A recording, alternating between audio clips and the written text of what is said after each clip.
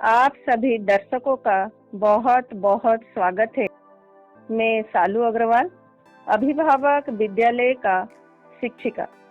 अभिभावक विद्यालय में हम बहुत सारे बहनें हैं। विद्यालय में पठन पाठन के समय स्वयं में चेतना विकास मूल्य शिक्षा का जो शोध हुआ, अभिभावक विद्यालय के प्रतिनिधि के रूप में मैं इसको प्रस्तुत करती हूँ। जाहिर सी बात है, ये शोध का क्रम है तो कुछ कम ज्यादा हुआ ही होगा। आप सब उदारता के साथ इसको सुनने की प्रयास करेंगे। इस आशय के साथ हम इसको शुरुआत करते हैं।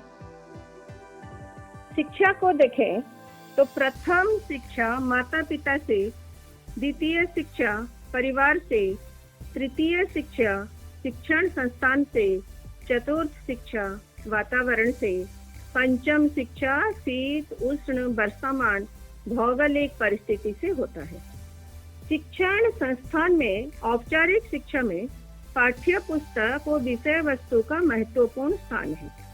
पाठ्यक्रम के द्वारा सामान्य एवं संतुलित विचार के साथ साथ मानव लक्ष्य प्राप्त करने के लिए और सह-अस्तित्व पूर्वक जीने की योग्यता से संपन्न होने के लिए विषय वस्तु वो पाठ का क्रम मानव संतान का उम्र अनुसार उसको ग्रहण करने की पात्रता वो आवश्यकता के अनुसार उत्तरोत्तर चक्राकार स्पाइरल वृद्धि होता है।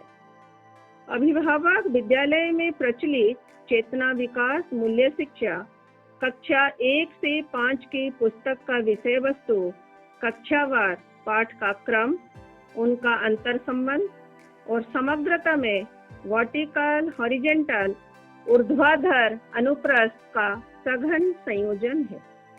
इस पुस्तक को केंद्रीकृत करते हुए विद्यालय का विषय अनुसार पाठ्य पुस्तक पाठ्यक्रम का तैयारी कुछ हो चुका है और आगे उत्तरोत्तर प्रगति हो रहा है। विद्यालय का प्रत्येक विषय जैसे कि हिंदी, अंग्रेजी, गणित, पर्यावरण विषय वस्तु का आधार चेतना विकास मूल्य शिक्षा पुस्तक ही है। शिक्षण शास्त्र अध्ययन वो अध्यापन का चरितार्थता आचरण में ही है।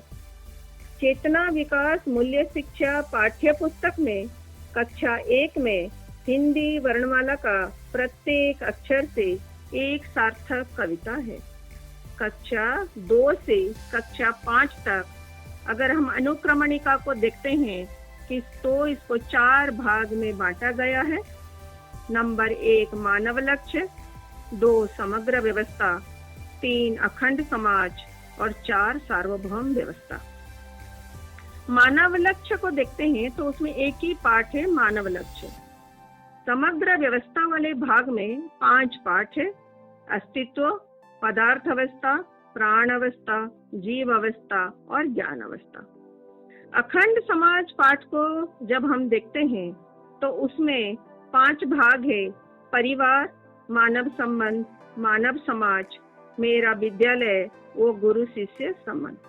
जैसे जैसे कक्षा आगे बढ़ा है इसमें पाठ आगे आगे बढ़ा है और अलग अलग संबंध पर चर्चा हुआ है।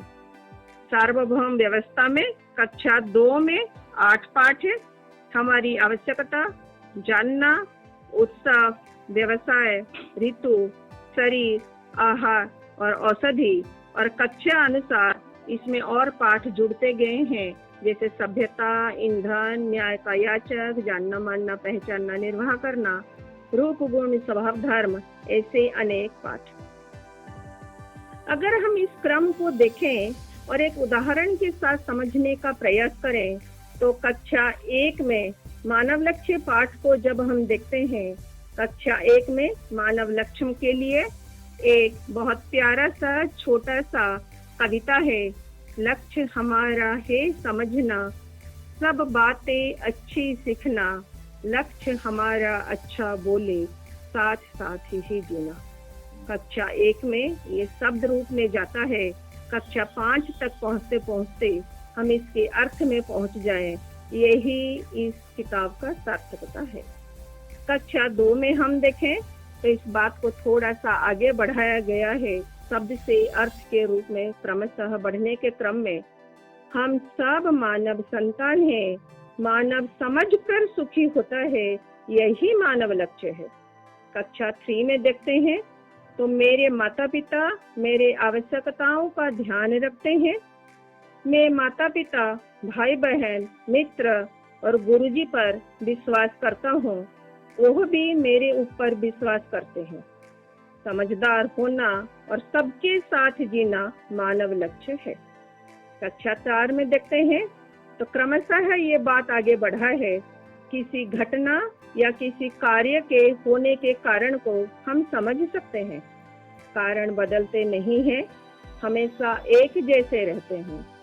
सोच विचार और अध्ययन के द्वारा कारण को समझ सकते हैं। कारण की समझ को समाधान कहते हैं। मानव का लक्ष्य समाधान, समृद्धि, अभय और सह-अस्तित्व है। कक्षा 5 में समाधान का अर्थ है समझ पूरा हो जाना। अच्छा व्यवहार करने पर मानव सुखी होते हैं। समृद्धि के लिए अनेक प्रकार के उत्पादन और सेवा कार्य है।